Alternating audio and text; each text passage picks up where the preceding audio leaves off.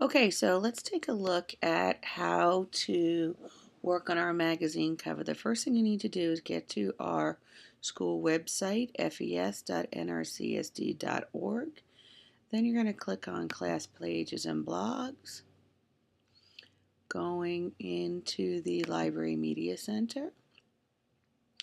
Once we get to our Library Media Center page, we're going to click on Class Projects, Research Projects, and then scroll down to our fifth graders are discovering great people doing great things. Then you're going to click on your class project. We're going to use Mrs. Kennedy's class part 1 right now. While that loads in, remember we have criteria. You have a magazine title, the name of your successful person that will be included, an image of your person, and also a quote from your person.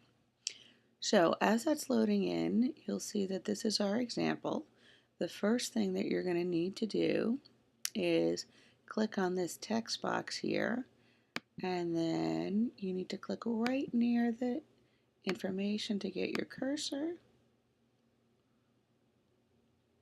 Okay, now that I've got it, I'm going to press enter. I'm going to type in your first name right here. Then we're going to be looking at adding in here the word art for a person's name, the call out, and then the image. So I'm going to come over here to slide 2. I'm going to go to insert and then go to word art, and then I will type in my person's first name, and I'm using Vasily Kandinsky. Notice the directions say to use enter to save, shift enter if you want multiple lines. So this is what I'm going to do. I'm going to press enter. It puts it in. I'm going to use my two-way arrow and just click and drag it so that it's on my page. I'm not going to worry about my graphic design yet until I get all my elements. Then I'm going to go to insert, shape, and then I'm going to go to the callouts. We're going to decide on the one that we want. If I'm going to use this one here, notice I have a crosshatch. I'm going to click and drag. Now that I have it, I'm going to double click and put in my quote in quotation marks. Okay, then I'm all finished there. Notice this yellow button here. I can move that to wherever I want to on the page. Okay, next I'm going to need to open a new tab and get our picture of our person. So I'm going to type in his name, Kandinsky, and then I'm going to click on images. Once I found the picture that I want to use, I'm going to right click on it. Okay, let's see, which one do I like here. I like this one. I'm going to right click and I'm going to go to copy image, go back to my tab, and I'm either going to right click paste or I can do the Control V. Notice I need to be patient while it says creating images. Now when I'm doing an image, I need to remember that I only go on the corners because otherwise they get too skinny or too fat. So I'm going to click the best button ever. That's my undo. So I'm going to move my picture with a four-way arrow down over here, and I can make it larger.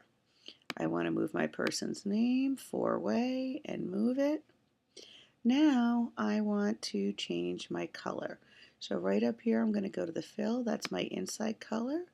Click on the desired color, and then a pencil, just like I'm going to draw a line, I'm going to click on that.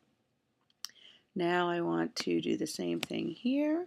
I'm going to change the inside of my call out box and the line of my call out box. Now notice it's behind, so now I want to go to arrange, order, and bring that to the front so I can see it. But you know, I don't really like it when it's right over my person's name, so I'm going to move it around a little bit.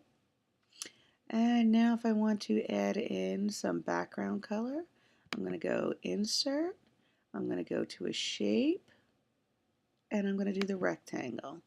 When I do that, I'm going to go from the top all the way across just for my magazine cover and let it go. Notice it's in the front, so now I can go arrange, order, or I can just right click, go to order, and send that to the back. Okay, now that I've done that, now I can start to work on a little more of my graphic design. I don't like those colors, so I'm going to try changing them. Let's see, maybe I want this to be blue.